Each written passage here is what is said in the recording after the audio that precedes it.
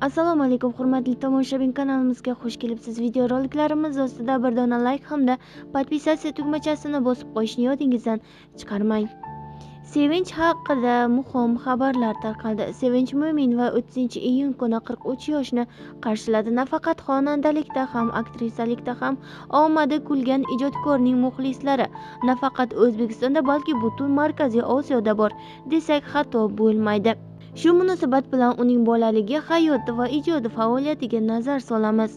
Xonandaning otasi Tolib Mo'minov harbiy xizmatni Ozarbayjonda o'tagan. U Ozarbayjonga borganda Mahbura ismli qiz bilan tanishib qolib, u bilan oila qurgan. Ularning muhabbati sabab Shahlo va Sevinch Kamron ismli farzandlar dunyoga kelgan. Xonandaning san'atga kirib kelishi juda qiziq kechgan. Aslida uning bu sohani tanlashiga hech kim shubha qilmasdi. Boisi otasi san'atkor bo'lgan va u Oxunjon Madaliyevning ustozi hisoblanadi. Ilk so'zi bilan bog'liq xotiralar hech qachon unutilmaydi. Sevinch Mo'minova ham ilk bor katta sahnaga chiqqan kunini yaxshi eslaydi. 16 yoshimda Oxunjon Madaliyevning Yakkaxon konsert dasturida ishtirok etganman. Juda hayajonli bo'lgan. Raqs tushishni yaxshi ko'rganim uchun sahnada tinch turolmasdim. Bu harakatlarim ko'plab tanqidlarga uchragan bo'lsa-da, odamlar shu jihatim bilan meni yaxshi ko'rishadi deb o'ylayman. Ammo hozir avvalgidek raqsga tusha olmayman. Ilgari sahnani chetida turib bo'lsa-da raqsga tushaverardim. Hozir qizim uchun o'zimni asrashim kerak deyman. Balki bu yoshimning ulg'aygani bilan ham bog'liqdir, deydi xonanda. 2010-yildagi yulduzlar juftligining to'yi katta shov-shuvlarga sabab bo'lgandi. Hatto Sharof Muqimov va Sevinch Mo'minovaning nikoh oqshomining video disklari sotuvga ham chiqarilgan edi. Sharof avvalgi intervyularida bo'laveradi deb o'ylamaslik kerak ekan debdi.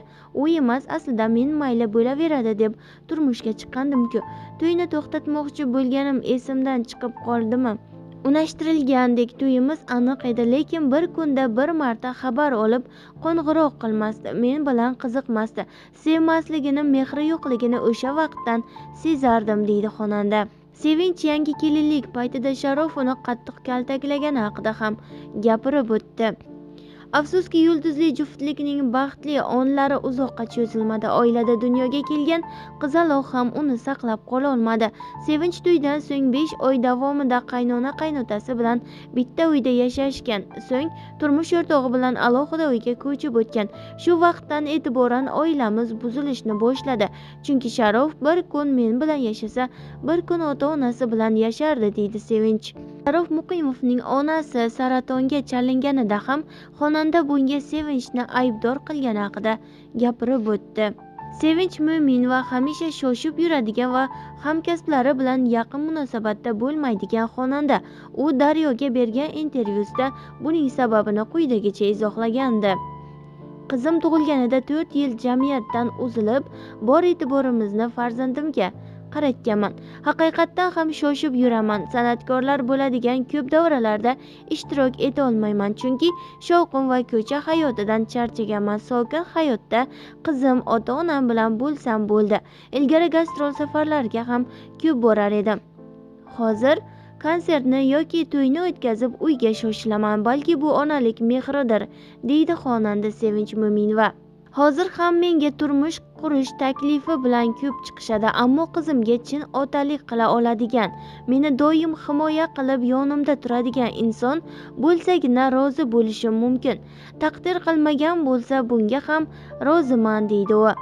Ana shunday vajlarga ko'ra ular 2017-yilda rasman ajrashdi. Xonanda Sevinch esa qizi Leylani yolg'iz tarbiya qilmoqda, deyiladi xabarda. Biz bilan qoling va kanalimizda yangiliklarni kuzatib boring.